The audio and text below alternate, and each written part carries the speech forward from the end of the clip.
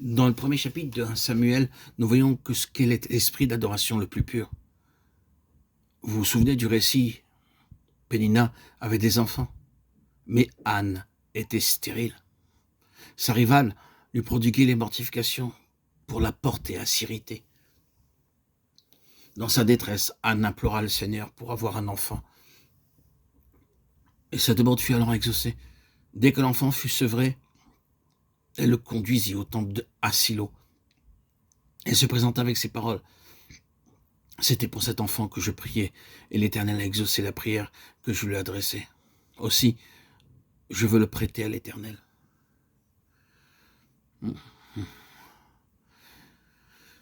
Il sera toute sa vie prêté à l'Éternel.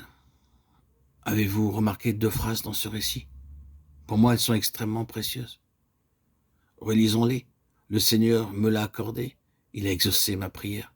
Je veux aussi le donner à l'Éternel.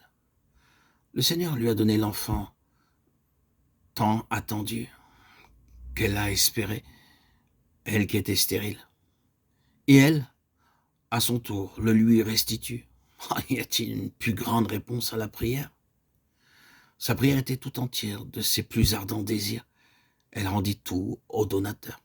Oh, frères et sœurs en Christ, mes chers amis, auditeurs, auditrices, bien-aimés, nous pouvons vraiment dire d'une telle personne qu'elle a vraiment adoré le Seigneur. Ce n'est pas celui qui recherche la grâce de Dieu, mais qui cherche Dieu lui-même, qui est qualifié pour l'adorer dignement. Anne nous fait voir ici ce qui pour elle était précieux au plus haut degré. Non pas l'exaucement de sa prière, ni la grâce accordée, mais la manière d'être de Dieu envers elle, dans le don qu'il lui fait. Dieu lui donna Samuel, et elle donna Samuel à Dieu. Lorsque Samuel passait de ses mains dans celles de Dieu, l'adoration jaillit de son cœur jusqu'au cœur de Dieu. Ce n'est que lorsque notre Samuel sera passé de nos mains dans celles de Dieu que nous commencerons à connaître ce que signifie l'adoration. Je ne peux jamais oublier Abraham. Nous l'avons souvent cité en exemple, mais je ne peux m'empêcher de le faire de nouveau. Je suis toujours impressionné par ce qu'il y a d'infiniment précieux dans la remarque qu'il fit à ses serviteurs, lorsqu'il était en chemin pour sacrifier Isaac. Moi et le jeune homme, nous irons jusque-là pour adorer.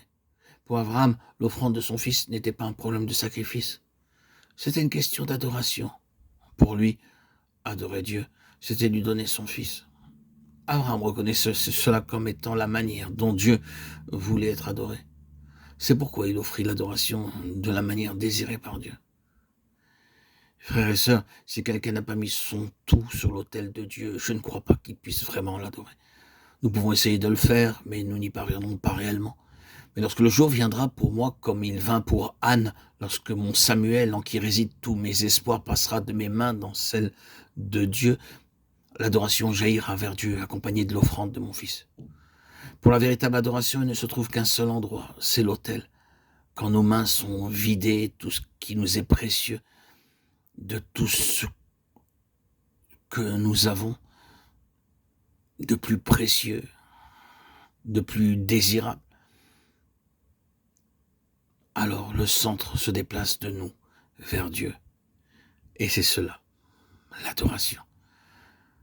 L'adoration suit toujours le sillon de la croix, car c'est là que Dieu est tout et en tous.